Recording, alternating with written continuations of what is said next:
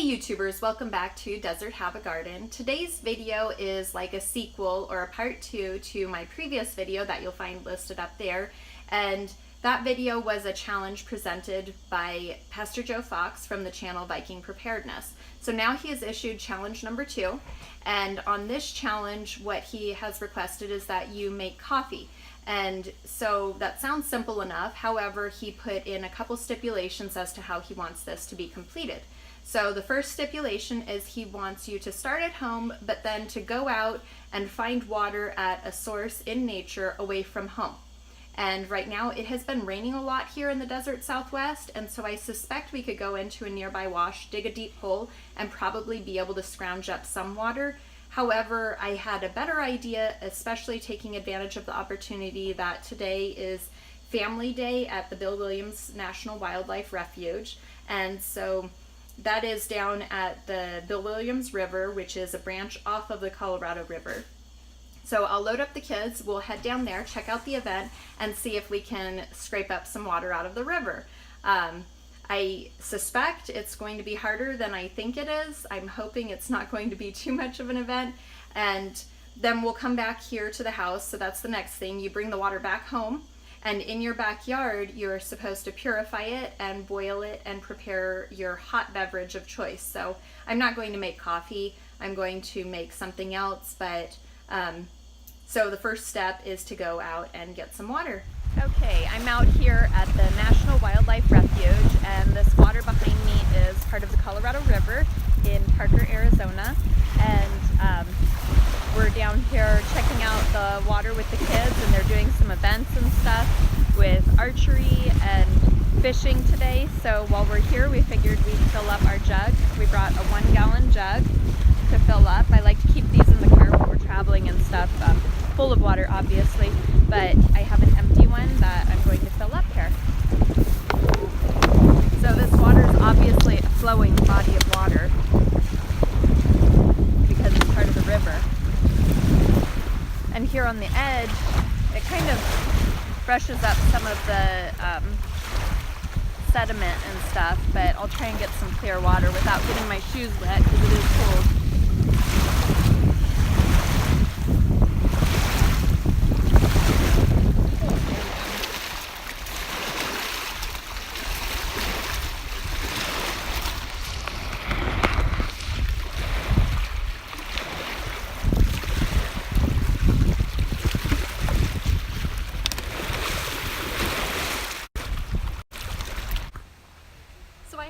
Ideas about how I was going to come back with this full water jug of a gallon of water and be able to purify that and have extra water, more than what was necessary.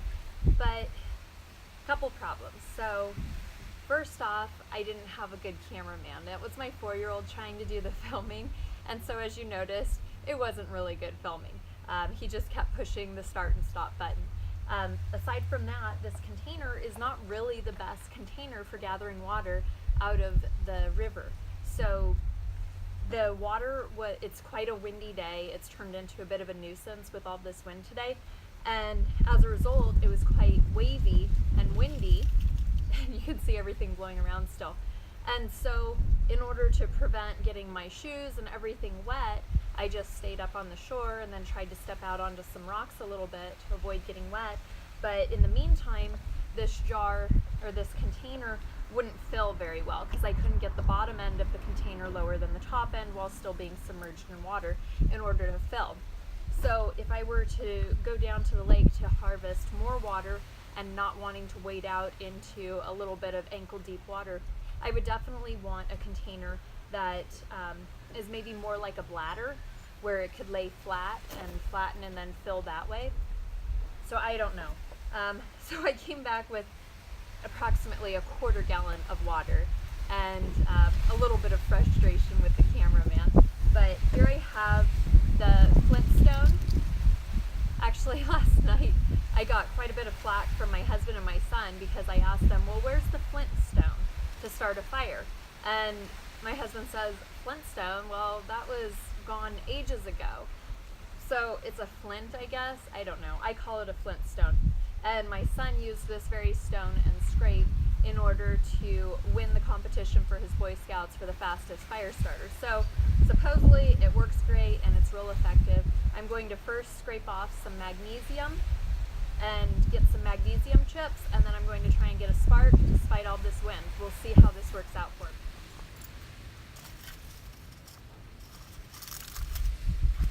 I gathered up some dry leaves from around the yard, from like the lemon plant, and this is like a palm frond or something. I don't know, I might need a windbreak in order to make this happen. So, said first get some magnesium.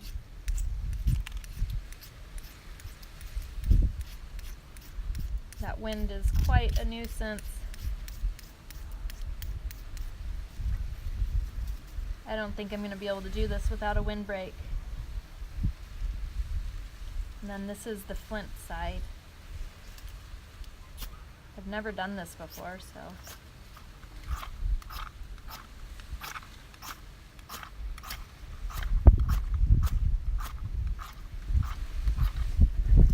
I'm gonna have to get a windbreak, because even if it does catch on fire, I'll probably catch the neighborhood on fire if this stuff starts blowing around. So let me reevaluate. Okay, I just moved a little bit closer to one of our raised garden beds. See if this works as somewhat of a windbreak for us here. Get some more of the magnesium chips going. See a bunch of that. And this is actually a board from one of my kids, their Taekwondo belt test, breaking boards.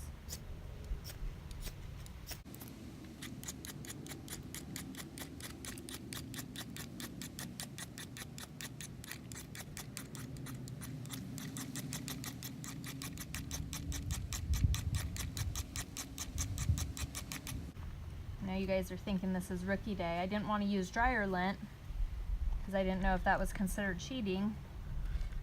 So I don't have any dryer lint out here. That's what my son usually uses.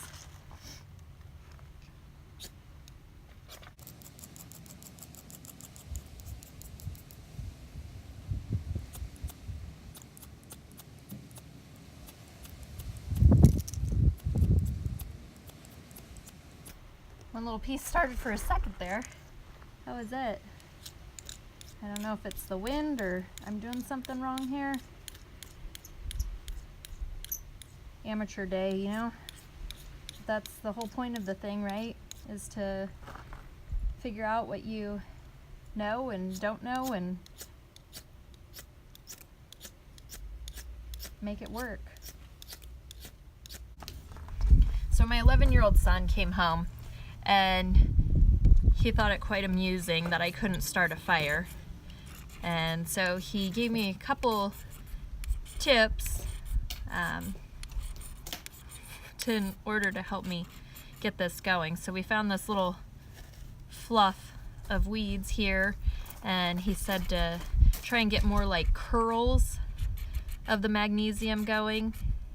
And I also put it inside a plastic tub out here to get better wind blocking, because it is still windy. It actually seems to be getting windier. So it looks like I've got some more magnesium in a concentrated area here. And then I'll see if I can get that to spark up and light. There we go. I think it was just the material. I didn't have anything that was going to start on fire. Yeah, Let's see if we can get these some leaves. more wood. Ah, okay. More wood. Hold on, I'm going to transfer this over. See if we can get this started a little better. Something really cold. Uh-oh. Okay, little alien. We're probably going to need some more dry leaves. Really warm in here. And then this I'll transfer into our burn barrel.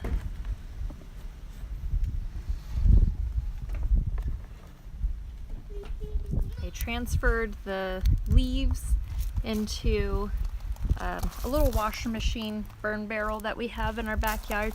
And I've got some just random pieces of wood left over from projects in there. And it is starting to catch fire. With all this wind though, I'm a little worried. We might need some more small stuff to keep it going. Stick. So I'm gonna go look for some more small pieces of leaves and stuff. Now that we're catching some wood on fire, I'm going to put a grate on here. This grate is leftover from material we used in order to make a rock sifter at our property. So we use our backhoe in order to sift rocks at our property, but this was just an extra piece of metal grate that we had for that. So I'm going to put the pot on there. And next thing I'm going to do is filter out this water. So you can see there's a little bit of debris down there in the water that I got, and there's sediment on the bottom. And so what I'm going to do is first filter it through a handkerchief, and then we will boil it. Now I do have a Berkey filter that we put all of our tap water through at home, so that's also an option. We also have life straws, but in order to be the most primitive we can, I'm going to put it through this bandana. Okay, so I'm going to use this bandana to filter through into our pot.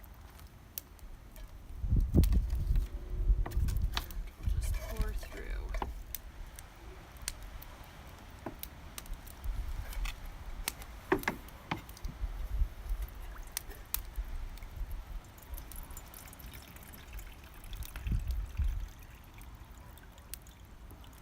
So all the bandana is going to do is just get the big chunks out of there.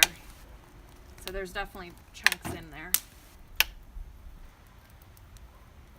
I don't know if you can see the sticks and stuff that were in there. So now we have water. Can you look in there? It's relatively clear. It looks good. So I'm going to put this over the heat, kind of out to the side so I don't burn the handles, and get that to a rolling boil. I'm also going to use this to cover it so it doesn't get ash inside the water. So we'll let that do its thing and boil before we mix in our beverage. Okay. We have boiling water here, you can see in the pot. That's a rolling boil. And we ended up putting this block here to block the heat from getting on the handles of the pot. So we will come over here. And actually I'll leave that on for a second longer while I get my drink prepared over here. So we've got our little camp cups, and I'm going to actually be making some golden milk latte.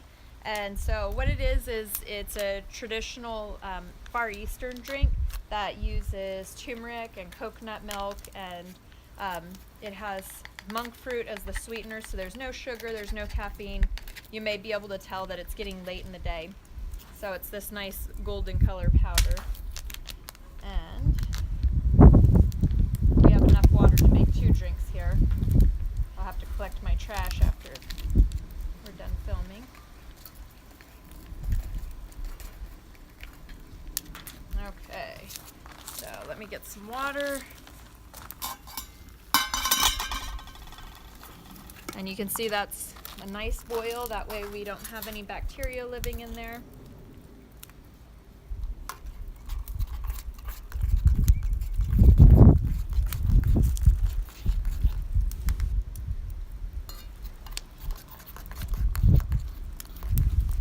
Great drink to have at the end of a long day, kind of relax and wind down. So we are going to enjoy that. Okay, final thoughts. I'm not gonna lie, this challenge actually really kicked my butt. I didn't think it would, and I definitely learned some things. It's harder to start a fire without matches, a lighter, aim and flame. I had an aim and flame on standby. I was really close to going ahead and using the aim and flame in order to get this fire started.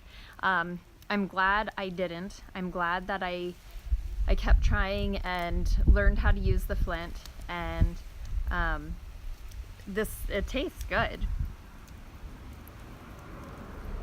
I can't even tell that it's lake water actually, but the part of that is probably because the golden milk latte is really a strong flavored drink, and so there's a lot of flavor there with the ginger and the turmeric and everything, which makes it really nice.